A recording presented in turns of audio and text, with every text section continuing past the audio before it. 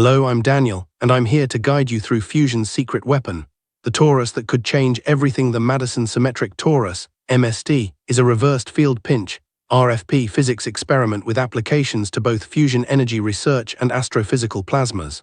MST is operated by the Wisconsin Plasma Physics Laboratory and is located inside Thomas Celsius, Chamberlin Hall at the University of Wisconsin-Madison. RFPs are significantly different from tokamaks, the most popular magnetic confinement scheme, in that they tend to have a higher power density and better confinement characteristics for a given average magnetic field. RFPs also tend to be dominated by non-ideal phenomena and turbulent effects. Scientists are exploring a revolutionary design that could redefine the future of fusion energy. As in most such experiments, the MST plasma is a toroidal pinch, which means the plasma is shaped like a donut and confined by a magnetic field generated by a large current flowing through it. MST falls into an unconventional class of machine called a reversed field pinch, RFP. The RFP is so named because the toroidal magnetic field that permeates the plasma spontaneously reverses direction near the edge. A reversed field pinch is formed similarly to other toroidal pinch devices by driving current through the plasma from an associated capacitor bank or other high current power sources. In a tokamak, the toroidal field is much stronger than the poloidal field, but in an RFP it's just the opposite. In fact, in an RFP the externally applied toroidal field is switched off shortly after startup. The plasma in an RFP is also much closer to the wall than in a tokamak. This permits a peculiar arrangement of the magnetic field lines, which will relax into a new state such that the total magnetic energy in the plasma is minimized and the total magnetic helicity is conserved. The relaxed state, called a Taylor state, is marked by a peculiar arrangement of magnetic field lines, where the toroidal magnetic field at the edge spontaneously reverses direction. Scientists are exploring a revolutionary approach to fusion energy, and now we'll delve into the intricacies of oscillating field current drive. Like most toroidal confinement schemes, the RFP relies on a transient burst of current to create the plasma and the magnetic fields that confine it. But for the RFP to be a viable fusion energy candidate, the plasma must be sustained by a steady-state current source. OFCD is a scheme for driving a steady current in a relaxed plasma by adding sizable oscillating perturbations to the toroidal and poloidal fields, injecting both power and helicity into the plasma. A similar approach was patented and suggested for the Lockheed Martin compact fusion reactor. A nonlinear reaction in the plasma combines the two oscillations in such a way that, on average, a steady current is maintained. Scientists are harnessing a revolutionary design to achieve sustained fusion reactions. One of the challenges facing the RFP is fueling the hot core of the plasma directly, rather than relying on the deuterium gas to seep in slowly from the edge. The pellet injector fires a frozen pellet of deuterium into the plasma using a blast of gas or a mechanical punch. The pellet is vaporized and ionized as it travels into the core of the plasma. Scientists are harnessing a revolutionary approach to fusion energy, and now we'll explore pulsed poloidal current drive. Every gradient is a source of free energy, especially if it's across a magnetic field. In MST, the current is stronger in the core than at the edge. This peaked current profile serves as a source of free energy for magnetic fluctuations, culminating in violent events in the plasma called sawteeth. PPCD alleviates this effect by driving a current at the edge of the plasma, flattening the current profile. Small pulses are added to the power supply currents that drive the toroidal field. The resultant pulsed toroidal magnetic field, with the aid of Faraday's law, creates a poloidal electric field and hence a poloidal current. A great deal of research on MST is devoted to the study of this effect and its application for enhanced confinement. Scientists are harnessing a powerful technique to control the superheated plasma within the fusion reactor in order to initiate a sustained fusion reaction. It is usually necessary to use many methods to heat the plasma. Neutral beam injection, NBI, involves injecting a high-energy beam of neutral atoms, typically hydrogen or deuterium, into the core of the plasma. These energetic atoms transfer their energy to the plasma, raising the overall temperature. The neutral atoms injected don't remain neutral. As the beam passes through the plasma, the atoms are ionized as they bounce off the ions in the plasma. Because the magnetic field inside the torus is bent into a circle, the fast ions are hoped to be confined in the background plasma.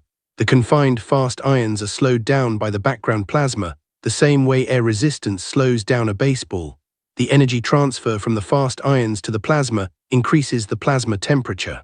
The actual injector can be seen from the observation window.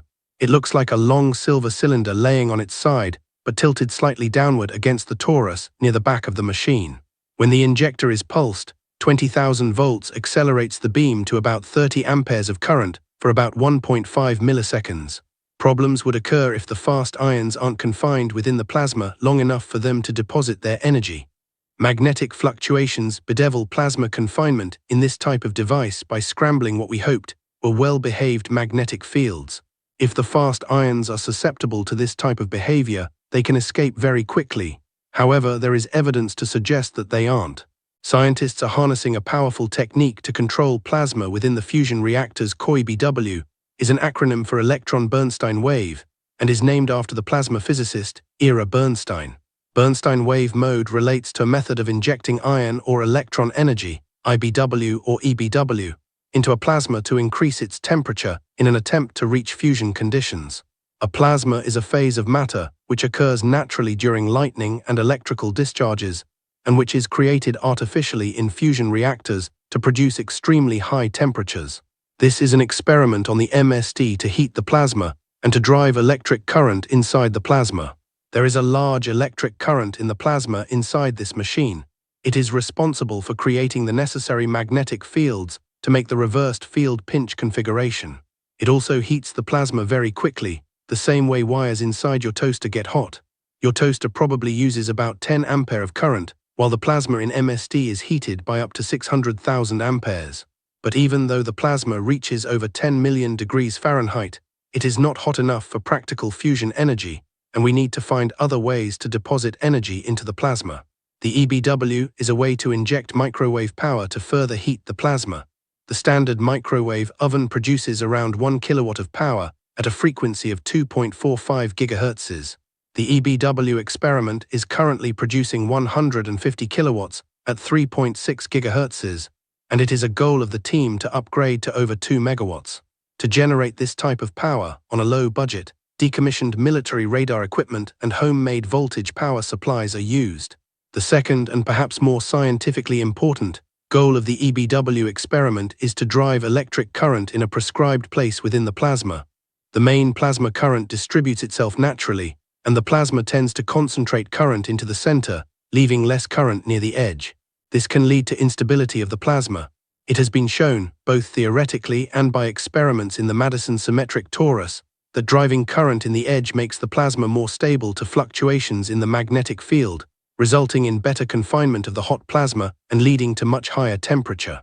Using the EBW to drive this stabilizing current would be a very important scientific result. The ability to deposit very specifically the auxiliary current gives us the opportunity to optimize our current drive schemes. The heating is also very localized, allowing us to study how hot, at least locally, the plasma can become within this magnetic confinement scheme. In plasma physics terms, this is called finding the beta limit. This is an unanswered question for the RFP, and will give insight on whether or not this type of machine could be scaled up to a cost-effective, efficient fusion reactor. Scientists are harnessing the power of magnetic fields to create a miniature star, and now we'll explore the heavy ion beam probe. The heavy ion beam probe, HIBP, fires potassium ions into the plasma. By measuring their trajectory, we get a profile of several key properties inside the plasma. This versatile diagnostics tool has been used in magnetic confinement fusion experiments to determine the electric potential, electron density, electron temperature, and magnetic vector potential of the plasma. A stream of sodium ions, the primary beam, is injected from the ion gun across the magnetic field into the plasma. As the singly charged particles pass through the plasma, they are further ionized, creating the doubly charged secondary beam. The secondaries are then detected and analyzed outside the plasma. By curving the trajectories, the magnetic field separates secondary ions from primary ions. Because of this, only secondaries ionized at a given plasma position reach a given detector location. This allows the HIBP to make measurements localized to the ionization position. The secondary current is related to local electron density and the ionization cross-section of the primary ions, which is itself a function of the electron temperature. The electric potential can be obtained from the energy difference between primary and secondary ion beams. The energy of the secondary beam can be determined from the angle at which it enters the energy analyzer. The MSD-HIBP system consists of 1. A 200 keV electrostatic accelerator that forms, focuses and accelerates the diagnostic ion beam. 2. The primary and secondary beamlines with sweep systems that provide beam transmission and steering. 3. An electrostatic analyzer that measures the energy, intensity and position of the secondary beam. 4. Auxiliary components and systems, which include the primary beam detectors and the plasma/UV suppression structures, and so on. Scientists are harnessing the power of light to unlock the secrets of fusion, and now we'll delve into the fascinating world of far-infrared polarimetry interferometry system. FIR, or far-infrared, refers to light with wavelengths between 1 and 10 millimeters. The FIR system in MSD is based on the FIR lasers enclosed in the beige-colored laser safety room to the right of the picture shown, in the second-floor hallway. There are 4 FIR lasers in the system. One is a CO2 laser which produces a continuous power of about 120 watts. This beam is then split in 3. Each beam optically pumps a formic acid vapor laser operating at a wavelength of 432.6 millimeters and a power of about 20 megawatts. The FIR system has 2 modes of operation: interferometry and polarimetry. What does FIR diagnostic system measure? The electron density, plasma current density, and magnetic field are 3 important plasma parameters of MSD. The FIR system is used to measure their spatial and temporal distributions. How does FIR interferometry work? Like glass, a plasma has a refractive index different from that of vacuum or air that depends on plasma electron density.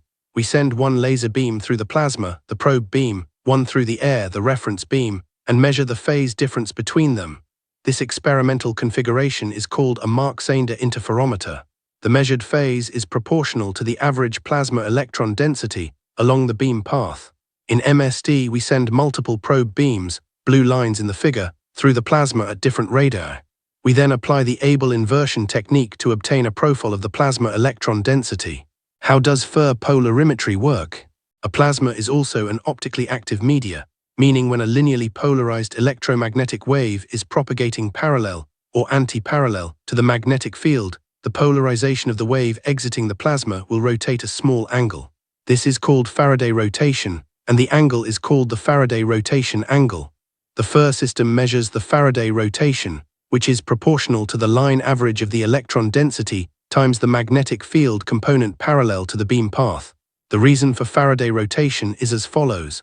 When a linearly polarized wave is propagating along a magnetic field line, it is decomposed into left-hand and right-hand circularly polarized components. The phase difference between them as they exit the plasma causes the recombined linearly polarized wave to rotate its polarization direction. In MSD, we launch 2 co-propagating, counter-rotating waves to probe the plasma. We then measure the phase difference between these 2 beams, which will be twice the Faraday rotation angle. In the figure, each of the 11 blue probe beams is a combination of 2 counter-rotating, circularly polarized beams, measuring the Faraday rotation angles along the same chords as the interferometer does. The combined interferometer phases and Faraday rotation angles can then be combined to determine the poloidal magnetic field distribution. Using Ampere's law, the toroidal plasma current can be determined as well. How well does the FIR diagnostic system work? The FIR system for MSD is very precise. The Faraday rotation angle for MSD plasmas is typically within 5 degrees. To measure such small signal, we have achieved an accuracy of 0.06 degree. The temporal resolution is less than 1 microsecond. What are some of the research topics related to FIR? FIR is an essential tool for most of the research topics in MSD since it provides information about the basic plasma parameters. The system measures electron density, toroidal current, poloidal magnetic field, and the spatial profiles of each.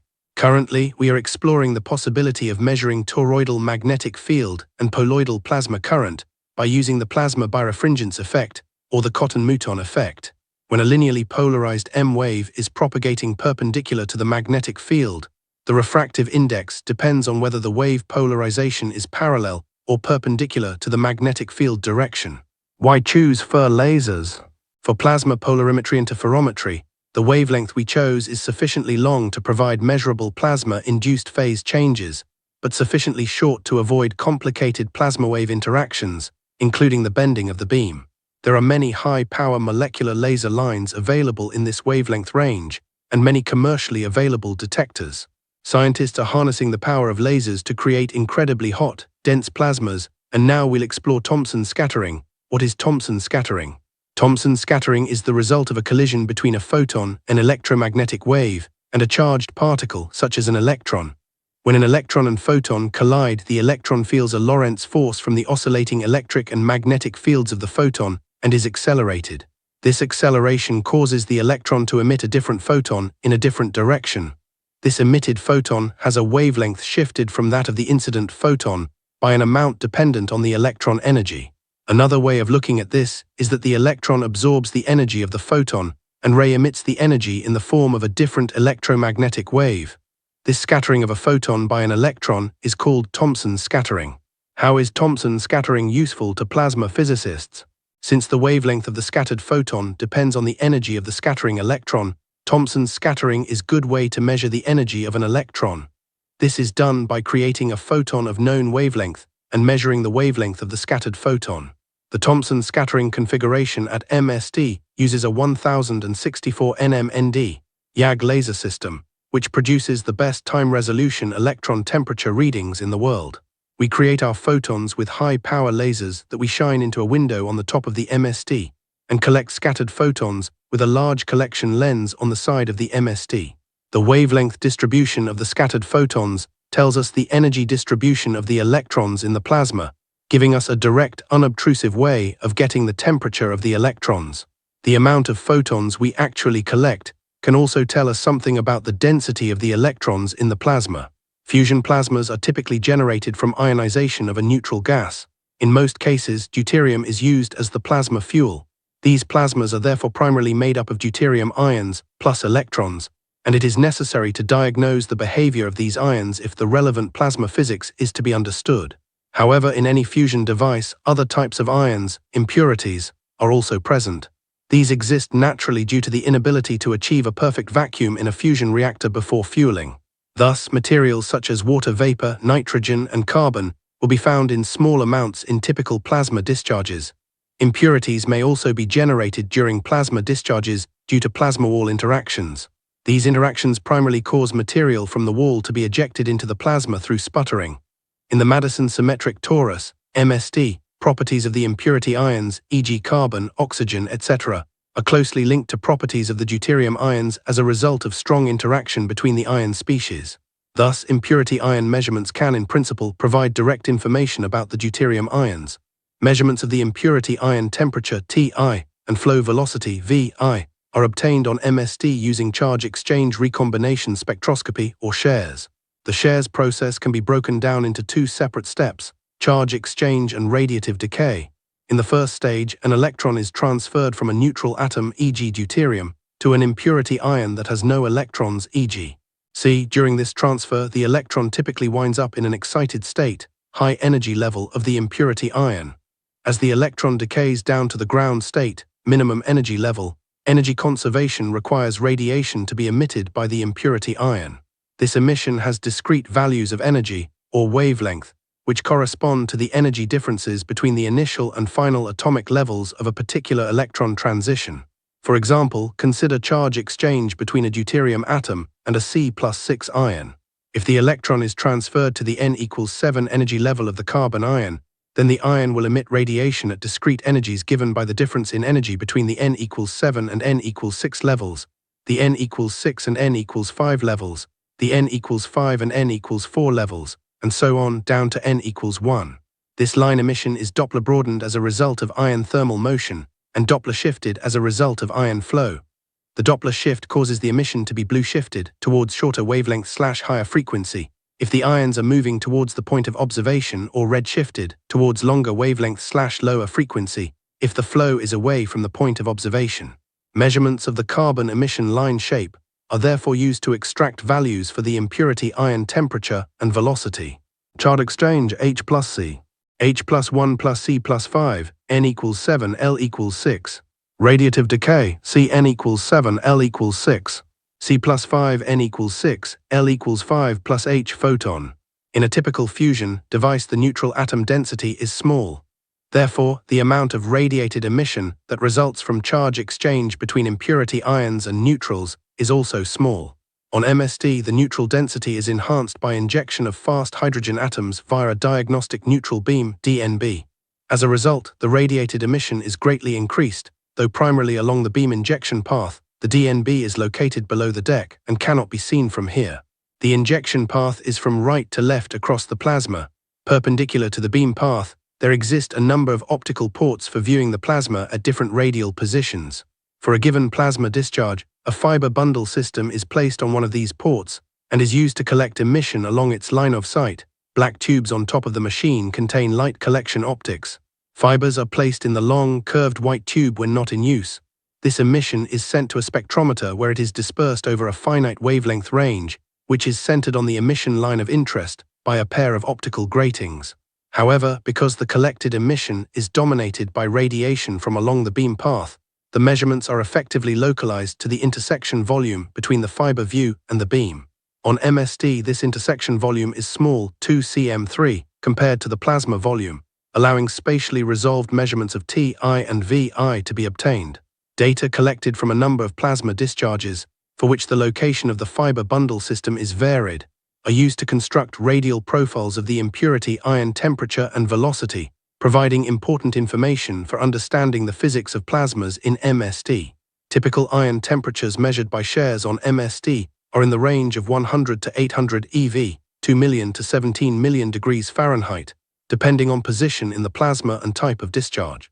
Likewise, measured equilibrium ion velocities are on the order of 1,000 to 10,000 meters per second. Scientists are exploring a revolutionary design to harness the power of nuclear fusion.